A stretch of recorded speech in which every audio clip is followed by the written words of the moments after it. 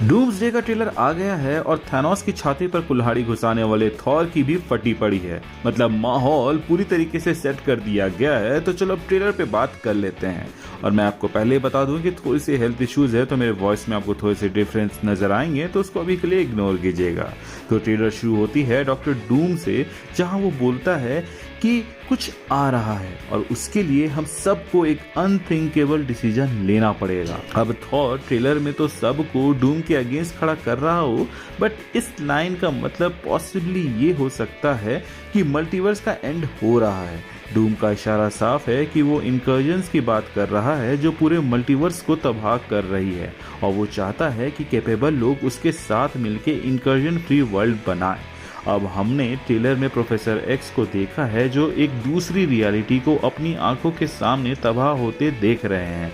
Comics में illuminati एक device का इस्तेमाल करते थे उन प्लैनेट्स को डिस्ट्रॉय करने के लिए जो कुछ घंटों में अर्थ 616 से कोलाइड होने वाले होते हैं, और शायद हम वही यहाँ पर भी देख रहे हैं। इसका मोरल इम्प्लीकेशन बहुत हैवी है। बिलियंस को बचाने के लिए दूसरे बिलियंस को मारना, वरना दोनों प्लैनेट्स के रहने वाले खत्म हो जाएंगे। क्या यही वजह थी कि हमें इतने कम एक्समैन देखने को मिल रहे हैं मूवी के अंदर? ट्रेलर में हम आगे थॉर फैंटास्टिक फोर के साथ अपने शिप से उतरते हुए देखते हैं, और वहां उनका सामना न्यू एवेंजर्स की नई बिल्डिंग में कैप्टन अमेरिका, एंटमैन और बाकी न्यू एवेंजर्स से होता है।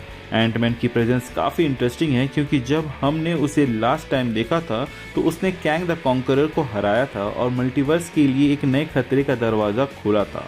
वाइल वो काउंसिल ऑफ कैंग्स वाली बात थी, लेकिन अब फोकस डूम पर शिफ्ट हो गया है, जो ही हू रिमेन्स के बिना रियलिटी पर राज करने के लिए फ्री है। वहीं जब एवेंजर्स टावर में इन हीरोज की मीटिंग होती है तो स्क्रीन के बैकग्राउंड में जो डायग्राम दिख रहा होता है वो ये कंफर्म करता है कि ये कोई नॉर्मल इंकर्जन नहीं है, बल्कि 3-वे इंकर्जन होने वाला है, जहां 3 अलग रियलिटीज टकरा रही हैं। एक्समैन, फैंटास्टिक फोर और एमसीयू का अर्थ 616। अब हम बात कर लेते हैं लोकी की, जो कि हमें लास्ट टाइम दिखा था सिटाडेल यानी कि एंड ऑफ टाइम के रूइंस पर, जहां पर वो बैठ के मल्टीवर्स को पावर दे रहा था, जिसके लिए उसने एक बहुत बड़ी कीमत चुकाई थी, और वो था अपने दोस्तों और फैमिली से हमेशा के लिए कट ऑफ होना। ही हू रिमेन्स के बिना उसका प्लान फ्लॉड था और वो इंकर्जन्स को रोकने के लिए कुछ खास नहीं कर सकता था, और शायद तक इस ट्रेलर ने ये बात रिवील कर दी कि क्यों लोकी भी इंकर्जन को नहीं रोक सकता।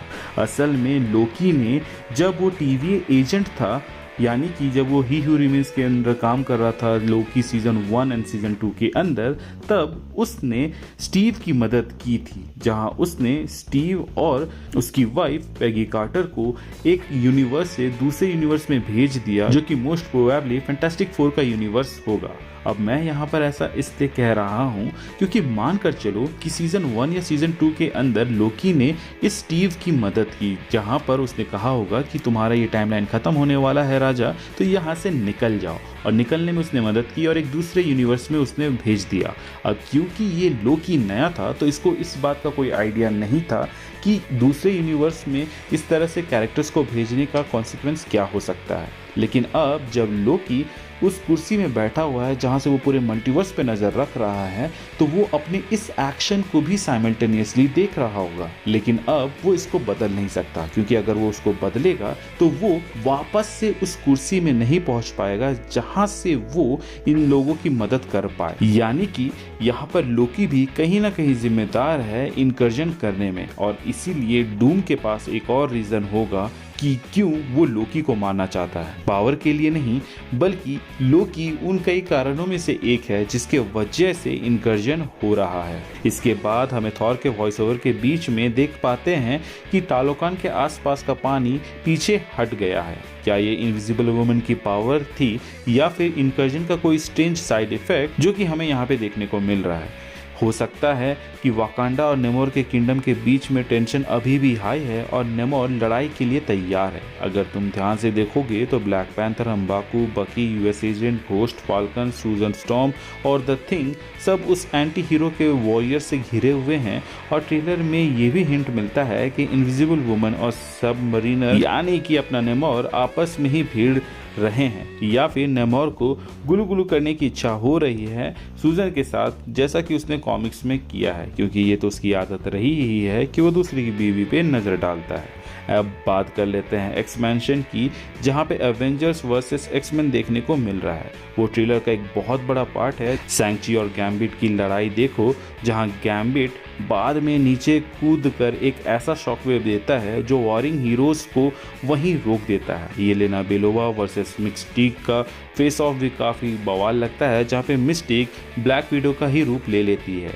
यहाँ पर हम एक्समैन के कॉमिक एक्यूरेट लुक को भी देखते हैं, प्लस प्रोफेसर एक्स और मैग्नेटो दोनों काफ़ी परेशान दिख रहे होते हैं। और बात करें स्कॉट की, तो वो तो भाई अपना ऑप्टिक ब्लास्ट से सेंटिनल्स को मार रहा होता है। अगर तुम ध्यान से देखोगे तो यहाँ पर तुम मिस्टर फैंटास्टिक और कैप्टन अमेरिका को भी एक्समैन के अंदर देख सकते हो। साथ में नए लुक वाला हर्बी भी यहाँ पे दिख रहा है। डूम के बारे में लोग बोल रहे हैं कि वो टोनी स्टार्क का वेरिएंट होगा, पर ट्रेलर ने उस बात को हमेशा के लिए बंद कर दिया। वो इमेंसली पावरफुल है, और वो मोमेंट जहाँ वो स्टॉर्म बेकर को अपनी उंगलियों से रोकता है, एस्टैब्लिश कर देता है कि वो कितना डेंजरस है। याद करो, थॉर ने सक्सेसफुली थैनोस की छाती में कुल्हाड़ी घुसाई थी और उसका सर भी काटा था। अब यहाँ पर और एक चीज़ मैं आपको याद दिलाना चाहूँगा कि जब थॉर ने अपने स्टॉर्म बेकर को फेंका था, तो वहाँ पर थैनोस ने अपने 5 इन्फिनिटी स्टोन से अटैक किए थे, लेकिन फिर भी वो स्टॉर्म बेकर को नहीं रोक पाया था। लेकिन यहाँ पे डूम ने बस अपने एक हाथ से रोक दिया। कॉमिक वाला विक्टर मैजिक और साइंस दोनों यूज़ करता था, पर क्या इस वर्जन के पास लड़ाई के लिए कोई और बड़ी पावर है, ये तो हम मूवी में ही बता पाएंगे, क्योंकि इसके हाथ में जो सिंबल बने हुए हैं वो मैजिक की ओर ही इशारा कर रहे हैं। थॉर बोलता है कि इस लड़ाई में जिंदा रहने के लिए उन्हें एक मिरेकल की ज़रूरत है, और वहीं पर हमें मिरेकल दिखता है फैंटास्टिक फोर की शिप में, जो कि स्टीव रॉजर्स। अब यहाँ पर सवाल ये उठता है कि क्या ये अपना स्टीव रॉजर्स है, या डॉक्टर डूम द्वारा भेजा गया कैप्टन हाइड्रा जो उसके लिए काम करेगा।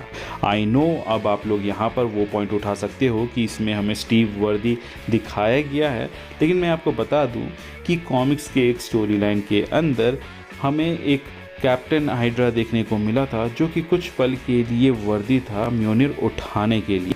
अब वो शिप पर कैसे पहुंचा, इसके बारे में तो मैंने आप लोगों को भी ऊपर बताया था एक थ्योरी के ज़रिए कि हो सकता है कि लोकी ने उसको अर्थ 828 में छुपा दिया हो, या फिर भेज दिया हो अपने ट्रेनी डे के अंदर, यानी कि जब वो ही हू रिमेन्स के अंदर था।